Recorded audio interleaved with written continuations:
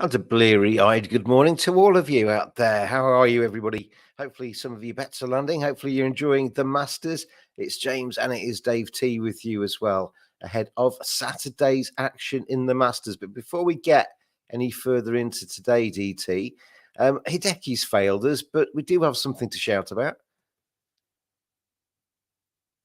Oh, hang on a second. This is beautiful. I can't hear him. It's fantastic. I wish I could do this in life. There we go. There we are. Hopeless. He's still asleep. I am still asleep. It's late nights, early mornings. It's just not. It's not in my natural habitat.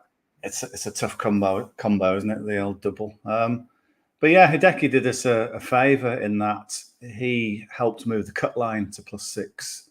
The cut fell at tied 50th and ties, and he double bogeyed the last hole. He'd actually played really well on most of Friday. Yeah, well, as you know, I had him to be the second round leader or the second round best score. And even at the turn when he was still level par, I was thinking, well, just got to blaze through a few of the par fives. You might be able to get to 3 under and win me a bet. But yeah, well, yeah. On the Masters app, you can see every shot, can't you? See the player hits. So I was watching him, and he was doing really well. He missed a few putts here and there, but his long game was good. And then he just double bogeyed the last. But as it happened, that double bogey sent him to +6. Justin Thomas played the last, was it 5 or 6 holes in +7? So he collapsed from making the cut easily to even being on the edge of contention to missing the cut. And a couple of others who messed up, and suddenly this bet, our 9-1 ACCA for 6 players to make the cut, I thought it was dead in the water because Siwoo Kim had already shot 6 over, but then the cut line moved to 6 over, so we scraped in. So that landed a nice 9-1 ACCA.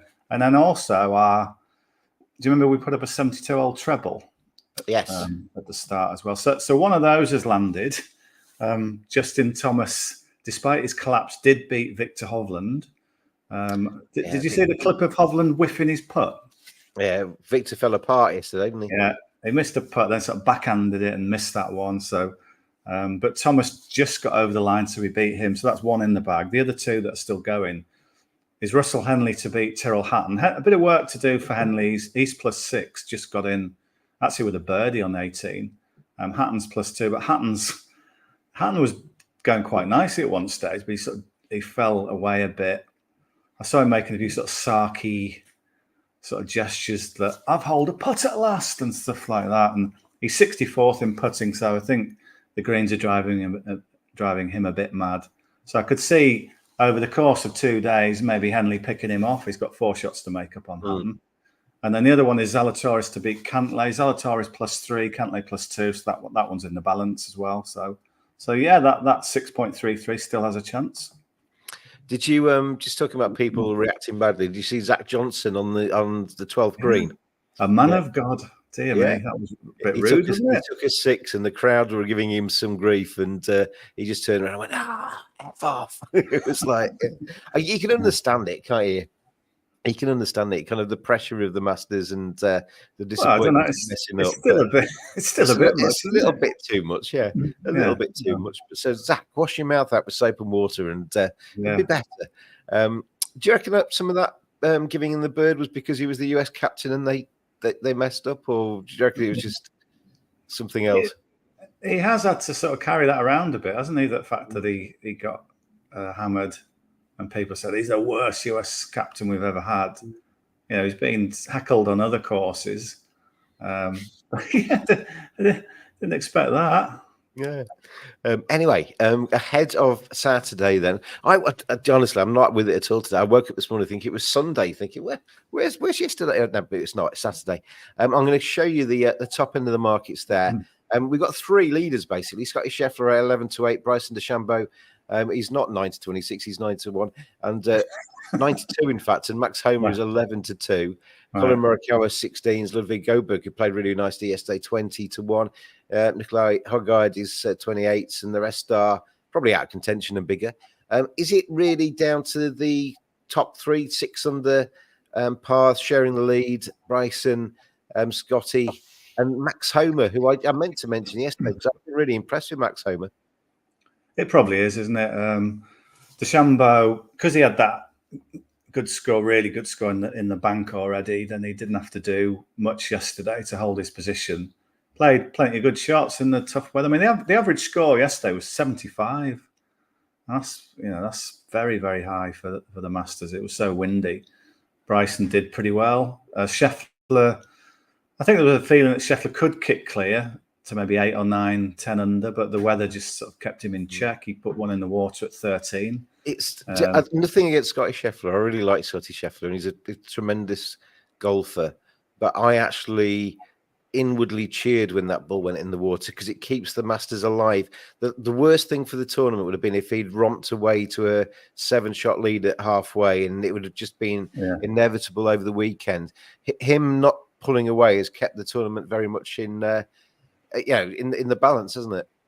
Yeah, I agree. Because I think if he'd got, say, 4 clear, I think he would have just played really conservative golf, and he can do that, and it would have just been a bit. So he's going to just steer this thing home. But yeah, with Homer there as well, it's like the Premier League and the Championship, a 3-horse title race again. It seems to be things come in threes at the minute. Well played, Plymouth Argyle last night, keeping my team, Leeds United, very much in the hunt. Leeds United play at 12:30. Anyway, this is a golf podcast. Do you see Rory's reaction? He said that he was getting really annoyed with the slow play yesterday. 6 hours. 6 hours it took them to get around. 6 hours. I think some of that, though, is, we talked about it yesterday. He said it was an advantage to be in the same pack as Scotty going around yesterday. I think Rory missed a real trick yesterday. He started off obviously in contention-ish, and he fell away. And I think there's the frustration of that because with the leaders not going further ahead, a nice little kind of 1 under or 2 under, he'd have been very much in the mix today, but he's not, is he now? Yeah, but you say that a nice little 1 under or 2 under. There were so few of them yesterday.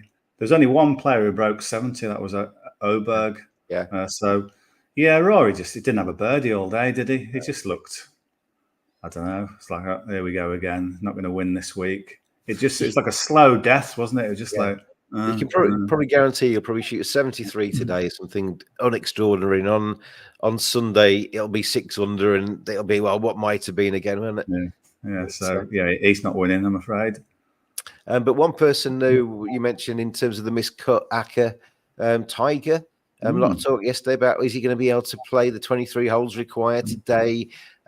He's not exactly rolling back the years to his very, very best, but he knows that course. He knows his own game. He's kind of modified his game to kind of match his back and everything else that's going on. And he played really well. It's lovely, isn't it? Lovely to see him walking around and strutting around and doing his stuff. It's great, isn't it? I mean, you almost forget. You just presume, say you're a very casual golfer, and you probably presume he's still playing other events. He's hardly played any competitive golf in years. He's played 2 since his accident. He's played 2 full tournaments, missed the cut twice, and he's had to pull out 2 others that he was supposed to enter.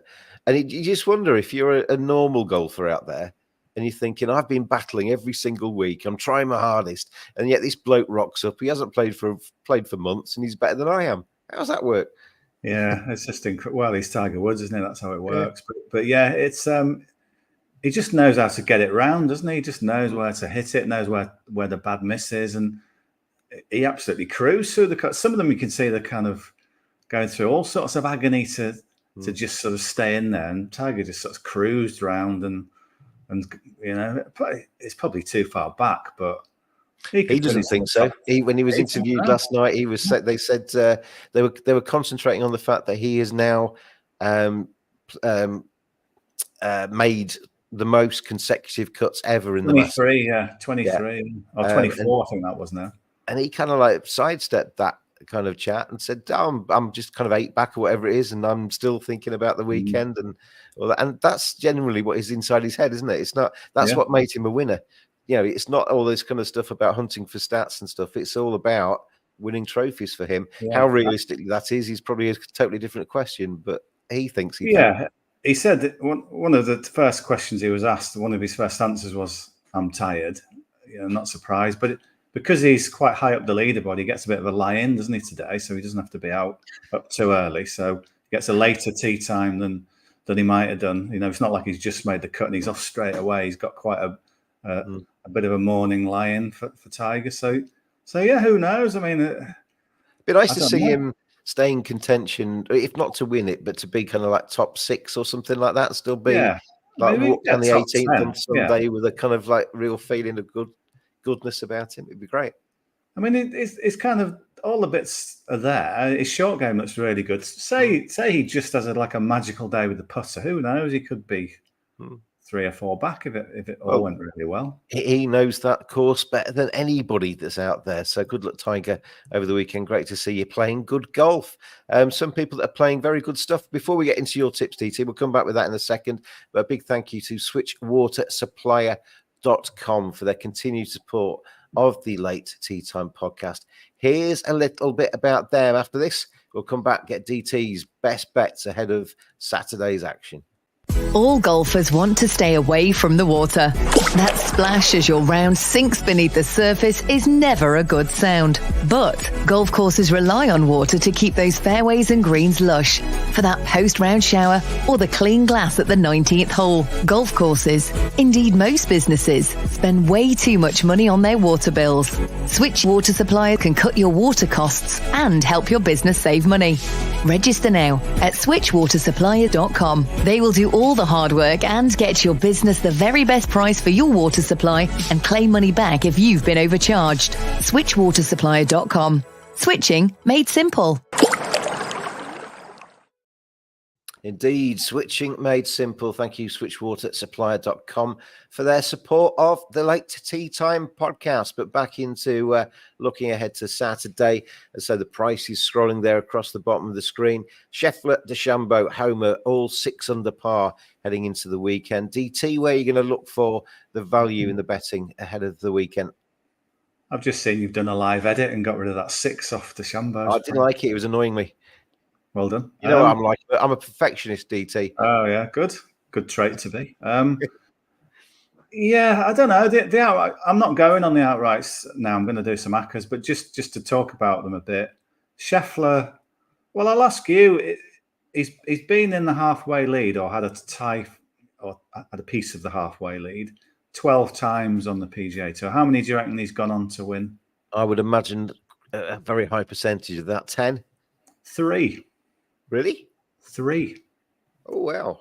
So he's no kind of absolute shoo-in for me. I know maybe some of those... They keep putting his stats on the screen, on the coverage. He's first in X, Y, Z, A, B, C, D, E, F. He's basically won 1 million tournaments in the last 2 years, blah, blah, blah, blah, blah.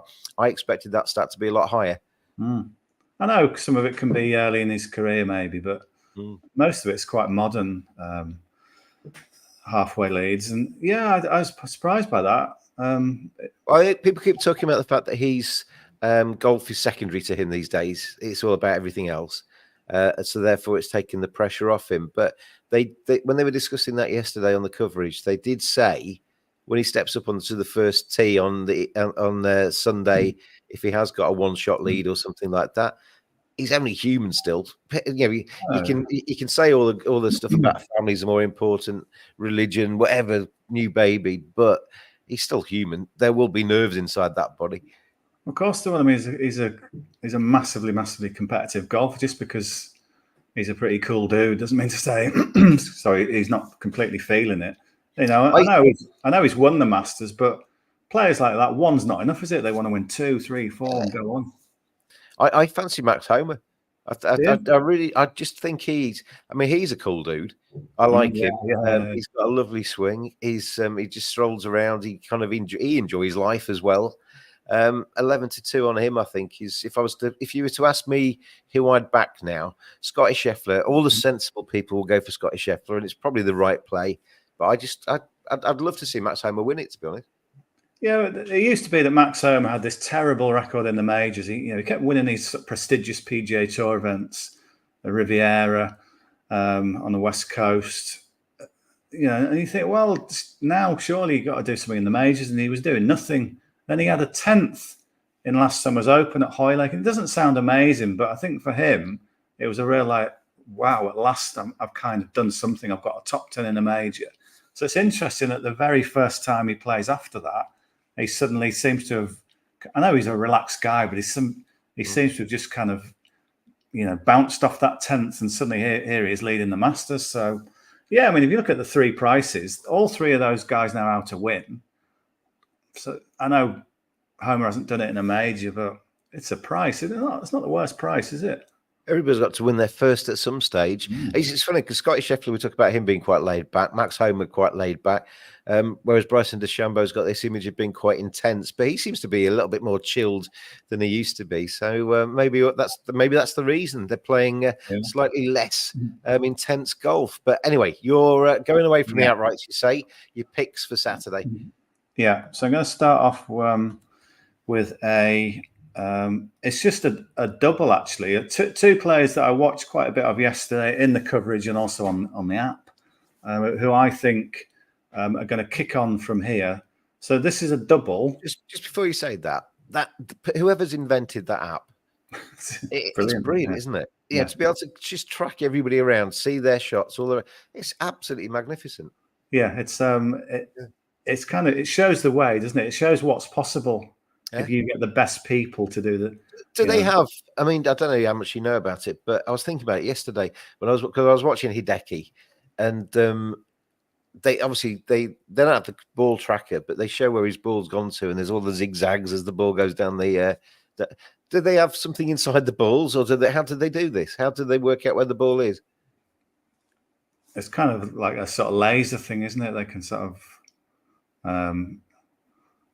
I don't know how to say it more than that. It's kind of done by a laser where you have someone walking the fairways and then he can sort of fire his laser to measure how far. Right. Okay. So somebody sees his ball land and that's how they do shot tracker. I was thinking if something's inside the ball, it'd be brilliant for normal golfers. When you hack it into the woods and you can't find it, you'd be basically get your course tracker out and find it. But it's not that simple.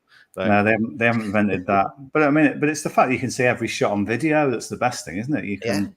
You get a lot of complaints on X from week to week, day to day that, I've hardly seen any of my player that I bet on in the coverage, and yet on the app you can just. Well, that's why I was following Hideki on the app. They didn't pick him up at all on the telly. Yeah. They showed a couple late on. I think they showed a missed putt on 17, but it's brilliant, isn't it? It puts It shows what you can do if you want to do it. If you've got a great idea and you think, right, I'm going to get the best people and we're going to do that, it shows what you can do. And it seems to be flawless. There's no, it's not working today. It just is brilliant, isn't it? Yeah, I mean, the pictures come through a little bit late because they have to obviously record them and then put them onto the app. But it's about as live as you can get, I think. It's excellent. Fantastic, yeah. So these bets then. So you want to be heading over to Bet365, who do kind of, I think other bookies do it as well, but they offer you a range of finishes, so you can have a bet on someone to finish in the top 3 from here, 4, 5, 6. So I've gone to the very end of what they've got on their top finishes market and to finish in the top 9. And the two players I've gone for are Xander Schauffele and Cam Smith.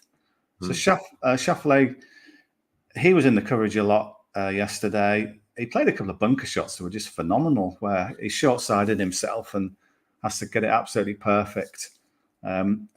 He started the tournament slowly, played his way back into it quite well yesterday, and was really solid for the whole day. Really, he shot a even par, which was 5 shots, which is way, I don't know, it's 5, but it was way above the field average. He's currently tied 15th.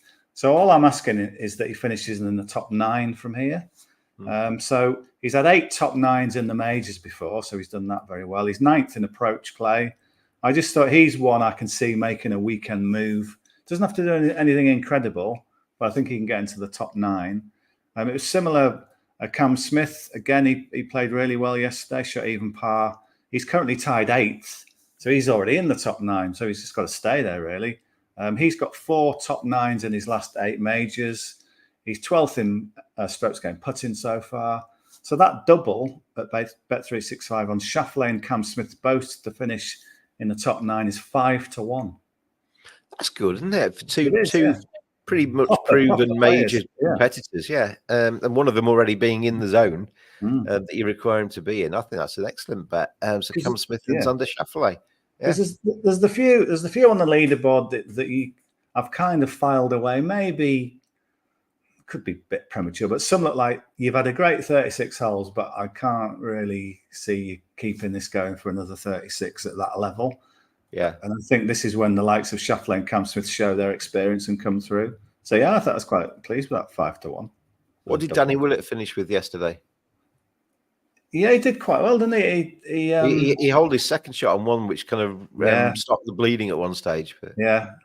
So he's sort of one I'm thinking of. He's done brilliant so far, but you would expect him to sort of regress a little bit over the weekend. So that's that doubled. And the other one, I'm playing a 2-ball Acker. Okay. So if you want to get your pen ready. Oh, I need to find one. You carry on. I'll put you on screen on your own. I'm going to scrabble around a bit. Okay.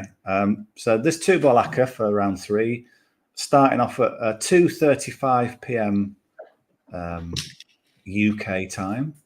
So the first was that's morning in Augusta. So the first one is our friend Hideki to beat Ricky Fowler.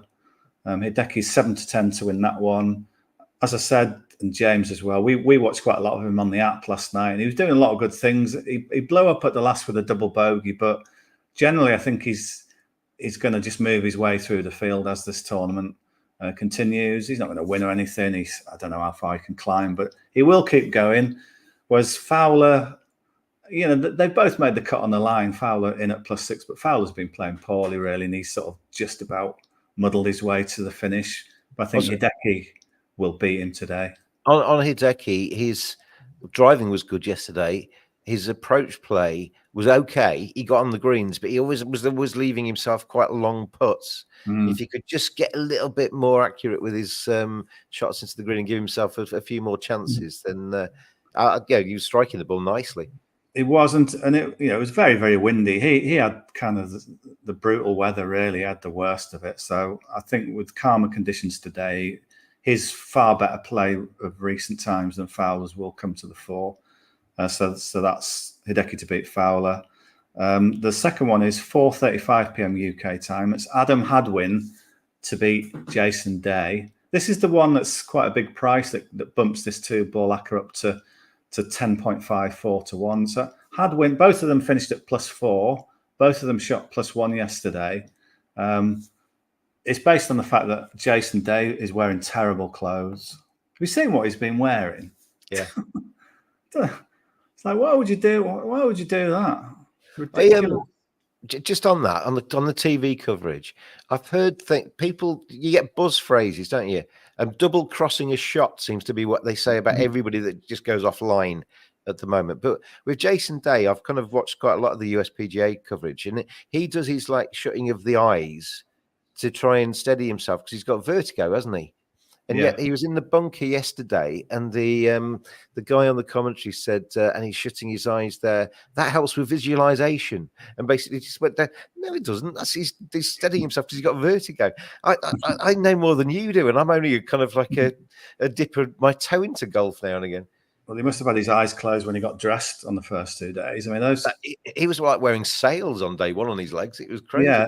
And because the wind was flapping, he looked like a sort of like one of those things outside a garage that are flapping away in the wind. And yesterday he wore some ridiculous top that he looked like he bought from, don't know, Walmart in America. Yeah. It was just like, what's that? If you're watching Walmart, have a nice day. Yeah, send us some free stuff. I don't know. Why would you dress like a clown if you're on the show in the Masters? His people will say, we've nailed this. We've got people talking about Jason. Yeah, but not in a good way. We're saying, what are you wearing, mate? He's probably got his own brand these days. He's probably showcasing his brand. Tiger's wearing his, what is it, the Sunday Red stuff. Yeah. Why would you have a brand where everyone's saying that looks ridiculous? Anyway. You got your brand of nice little stripy tops, look. Yeah, I'm proud of my brand. I like a stripy top. The Tindall brand, if you want it, available on the Late Tea Time podcast website. It's not really. Okay. So Hadwin to beat Day at 7-5. I don't particularly think there's anything much between them. Day did all right yesterday, but Hadwin did fine enough. He likes this course. He said before he finished fifth at the Valspar last time. So it's the price one. I was looking for something just to boost it, and I thought Day's not pulling up any trees, so Hadwin at 7-5 is quite a big bet. Okay. And then I'm back to the kind of the two guys who I think are going to play really well at the weekend. So 5:35 p.m. UK, Xander Schauffele to beat Eric Cole at 4-7. I mean, this is basically a pro Xander Schauffele bet. It's nothing against Eric Cole, who's plodded away pretty well so far. But I do expect Xander to kick on from here. And then the final one is Cam Smith to beat Byung-Hun An at 4-5. I thought the betting might be a bit more pro Smith there, but it's quite tight. Arn's done well, but he kind of got away with some stuff yesterday. Did you see his chip in on 16? No, I didn't see that one. He's kind of up on a high bank, and you've no chance of stopping the ball. And it would roll away to the bottom because that green tilts from top to bottom. So he's chipping it down. It's going to go right to the bottom. He's probably looking at bogey at absolute best. He chips it in for birdie.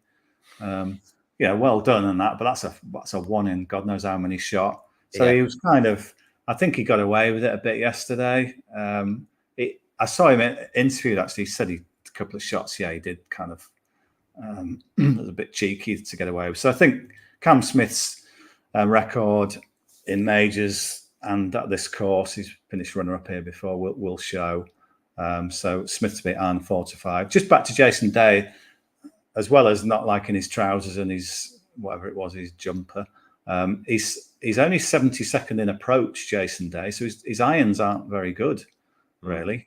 So that's another reason why Hadwin can beat him. But if you put that two-ball lacquer together, Matsuyama to beat Fowler, Hadwin to beat Day, Schauffele to beat Cole, and Smith to beat Arn, you get 10.54 to 1. Nice. So we're very much involved then with Xander Schauffele and Cam Smith as they start round 3, and we're adding Hideki and Adam Hadwin onto them. So hopefully all 4 of those golfers can add to our success this week, because you kind of think, well, we heavily backed Hideki this week. Both me and you came to the same conclusion independently. And Hideki, despite his trying, he's not going to win the Masters. He was the last of the qualifiers basically to get into the weekend, but we're doing all right with your little 72 hole hackers. You meet to get to the weekend hackers, and then hopefully Hideki, Adam Hadwin, Xander Schauffele, and Cam Smith can add to that as we go through Saturday. So well played so far, DT. Well, very well done. Well, nice to get a 9-1, wasn't it? That kind of sort of pace for the week already, doesn't it? Really for this podcast, to be honest. Indeed. So anyway, that's us done for Saturday. Are you back with me tomorrow?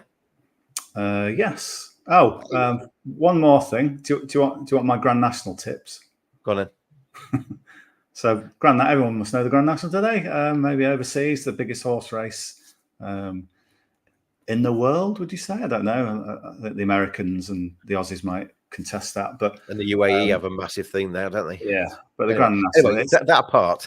Yeah. Gallia des Lito. Don't know if I've said that right. Gallia des Lito. Yeah. It's about 25 to 1. So I fancy that. Likes the ground's going to be quite soft and heavy testing, so I think he likes the ground. And Mr. Incredible is my other one. He's about 12 to 1. You thought of me when you've put that on, didn't you? I've made that joke about me to someone else, actually. So it asks for it, doesn't it? So well done for doing that as well.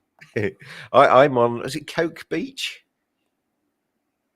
It's Cocoa Beach or Coke Beach? All right. I've got a free bet somewhere. I've just put my money on that horse. So good luck anyway to our horses in the Grand National. Good luck to you out there, everybody, as we head into the weekend in Augusta. Thank you, as always, Dave Tindall. Thank you for your tips and your expertise. And we will see you again tomorrow, everybody. This has been a sports broadcast media production. And good luck. Gamble responsibly. And we'll see you all tomorrow. Cheers all.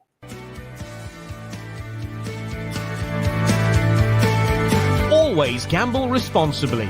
Visit begambleaware.org for more information.